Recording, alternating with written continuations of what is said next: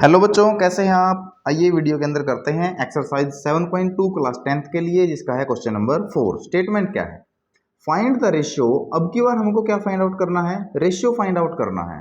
In which the line segment joining the points -3 10 and 6 -8 is divided by -1 6। हमारे पास एक line segment है जो बना है ज्वाइन करने से। किन को ज्वाइन करने से? -3 और 10 वाले पॉइंट को 6 और -8 वाले पॉइंट से। तो इस लाइन सेगमेंट को एक तीसरे पॉइंट ने डिवाइड किया है, जिस पॉइंट के कोऑर्डिनेट्स है -1 6। अब किस रेशियो में डिवाइड किया है वो हमको निकालना है। तो चलिए हम ले लेते हैं, यहाँ पे एक फिगर टाइप में आपको बना के दिखा देता हूं कि फर्स्ट पॉइंट को मैं ए पॉइंट के नाम से दे लेता हूं और उसके कोऑर्डिनेट्स है -3 और 10। और सेकंड पॉइंट को मैं बी कोऑर्डिनेट से दिखा देता हूं, जिसके कोऑर्डिनेट से बी पॉइंट से दिखा देता हूं 6 -8।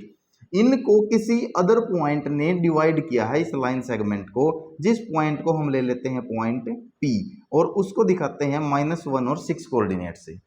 पिछले क्वेश्चंस के अंदर हमको क्या था?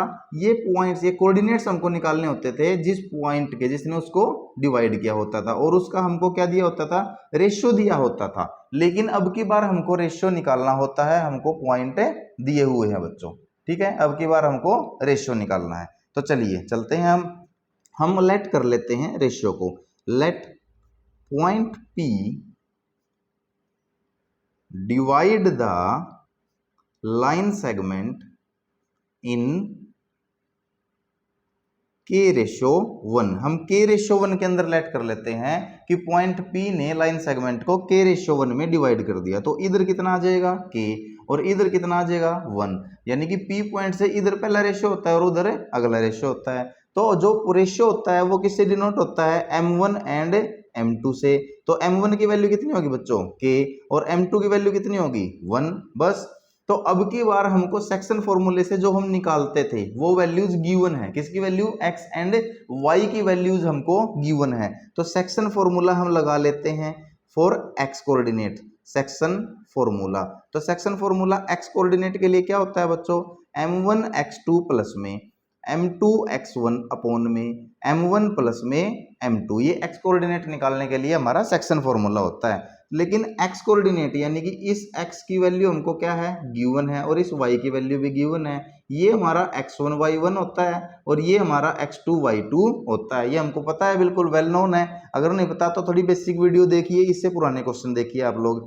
तो x की वैल्यू हमको गिवन है, जिस पॉइंट ने इसको डिवाइड किया होता है उसके कोऑर्डिनेट्स को हम x y लेते हैं। तो x की वैल्यू हमको क्या गिवन है? -1 is equal to m1। m1 की वैल्यू हमारी क्या है? पहला रेशियो, वो कितना है? k मल्टीप्लाई x2 ये रहा हमारे पास 6 ब्रैकेट में प्लस में m2 की वैल्यू होता है बच्चे सेकंड रेशियो, जो कितनी है हमारे पास? 1 मल्टीप्लाई x1 की वैल्यू हमारे पास -3 अपॉन में m1 प्लस m1 की वैल्यू k है, प्लस में m2 की वैल्यू 1 है, तो k प्लस में 1।